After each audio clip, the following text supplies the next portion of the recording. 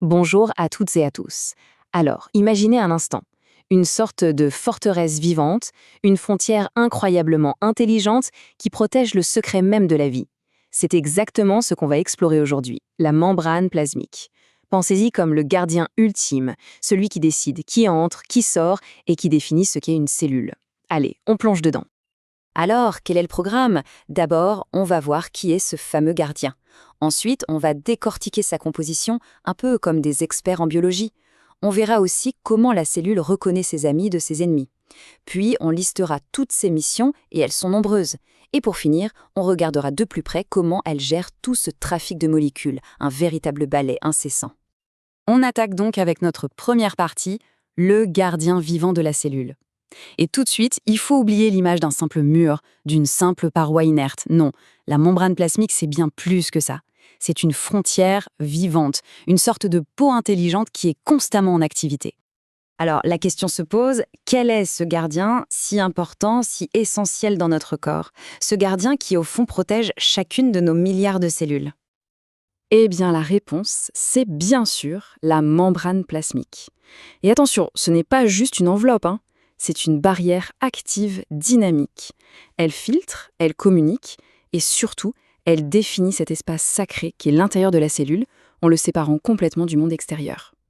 Bon, maintenant qu'on sait qui est ce gardien, passons à la deuxième partie. Comment est-il construit? Pour comprendre comment il fonctionne, il faut regarder sous le capot. De quoi est faite cette barrière fluide? C'est le moment d'analyser ses matériaux de construction.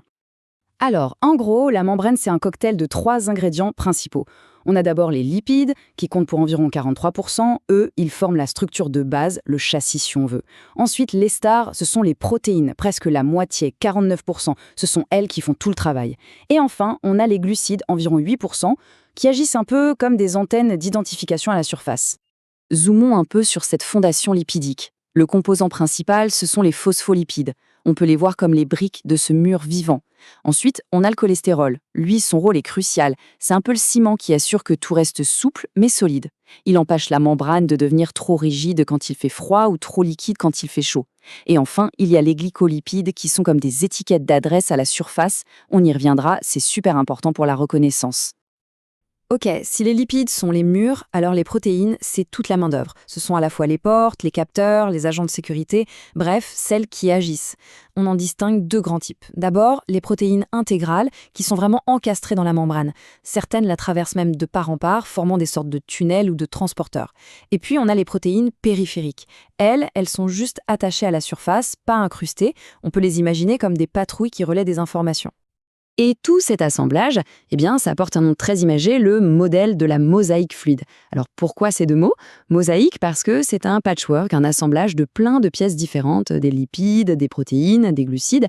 Et fluide, ça c'est la clé, parce que rien n'est fixe. Les protéines ne sont pas cimentées en place. Elles flottent, elles dérivent latéralement dans cette mer de lipides. C'est beaucoup moins un mur de briques rigides qu'une sorte de mer dynamique pleine de mouvements.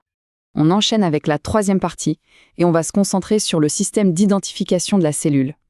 On a parlé des glucides tout à l'heure, ces fameuses antennes. C'est le moment de voir comment ces petites molécules donnent à chaque cellule une carte d'identité qui lui est propre. Alors, à la surface externe de la cellule, ces chaînes de glucides s'associent pour former une sorte de manteau de sucre, si on veut. Le nom scientifique, c'est le glycocalyx. Et ce glycocalyx, c'est ni plus ni moins que la signature moléculaire de la cellule, son empreinte digitale. C'est ce qui lui permet de dire à tout le reste du corps « Et je suis des vôtres, je fais partie de l'équipe ». Et ce badge d'identité, il est absolument vital. D'abord pour la reconnaissance. C'est grâce à lui que notre système immunitaire sait faire la différence entre une cellule amie et un envahisseur, comme une bactérie. Ensuite, pour la protection.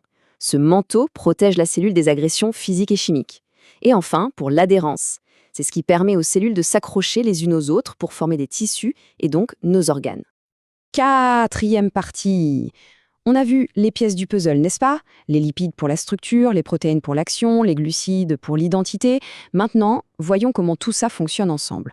On va voir que cette membrane est un véritable couteau suisse biologique. Et ses fonctions sont immenses.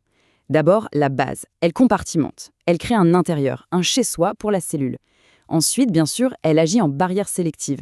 C'est le videur de boîte de nuit qui contrôle qui entre et qui sort. C'est aussi un centre de communication avec des récepteurs qui captent des signaux de l'extérieur. Elle joue un rôle dans l'adhérence en permettant aux cellules de se lier entre elles. Et elle sert même de point d'ancrage pour le cytosquelette, le squelette interne de la cellule, pour lui donner sa forme. C'est fou, non? Un vrai couteau suisse, je vous dis. Allez, dernière ligne droite, 5e partie, le contrôle du trafic. Et là, on touche à son rôle le plus dynamique. On va voir comment la membrane gère le flux incessant de molécules qui veulent entrer ou sortir. Imaginez une heure de pointe, mais qui ne s'arrête jamais. Pour faire passer des choses à travers cette frontière, il y a globalement 2 stratégies. La première, c'est le transport passif. C'est la voie facile. Imaginez une rivière. Les objets suivent le courant sans effort. C'est pareil pour les molécules. Elles vont de la zone où elles sont très concentrées vers la zone où elles le sont moins. Ça ne coûte aucune énergie. Et puis il y a la deuxième stratégie, le transport actif. Là, c'est l'inverse. C'est comme vouloir remonter la rivière à contre-courant. Ça demande un effort, ça demande de l'énergie. Et cette énergie, la cellule la puise dans une molécule spéciale, son carburant, l'ATP. Et pour ce transport actif, pour ramer à contre-courant, la cellule utilise des protéines spéciales, des véritables pompes. Il y en a de plusieurs types. On a les unipores qui transportent une seule molécule à la fois, simple. On a les sympores, SAM comme ensemble.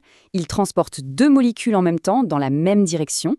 Et enfin, les antipores, anti comme contre. Eux, ils font de l'échange. Ils font entrer une molécule, mais en même temps, ils en font sortir une autre. C'est donnant-donnant. Et pour payer la facture énergétique de ce transport, il y a 2 méthodes. La première, c'est le transport actif primaire. Là, la pompe utilise directement le carburant, l'ATP. C'est comme payer en cash. Et puis, il y a le transport actif secondaire qui est un peu plus malin. Il n'utilise pas l'ATP directement. En fait, il profite de l'énergie créée par un transport primaire juste à côté. L'analogie de la porte tournante est parfaite. Une personne pousse fort pour entrer. Ça, c'est le transport primaire qui dépense de l'énergie. Et une deuxième personne en profite pour passer dans l'autre sens sans effort. Ça, c'est le transport secondaire. Voilà, on a le tableau complet de cette gestion du trafic. D'un côté, les voies passives qui suivent le courant et ne coûtent rien. De l'autre, les voies actives qui vont à contre-courant et qui ont besoin d'énergie, payée soit directement, soit indirectement. C'est tout ce système de régulation incroyablement sophistiqué qui permet à la cellule de maintenir un équilibre interne très précis, un équilibre qui est, tout simplement, indispensable à la vie. Et on termine avec une pensée, une question fondamentale. Cette membrane, ce n'est pas juste une enveloppe. C'est littéralement la frontière entre la vie et la non-vie, entre l'ordre qui règne à l'intérieur d'une cellule et le chaos à l'extérieur. Alors, que se passe-t-il lorsque ce gardien échoue? Quand cette barrière est endommagée ou ne fonctionne plus correctement? Eh bien, c'est précisément là que de très nombreuses maladies trouvent leur origine. Ce qui nous rappelle, si besoin était, à quel point cette structure est aussi vitale qu'extraordinaire.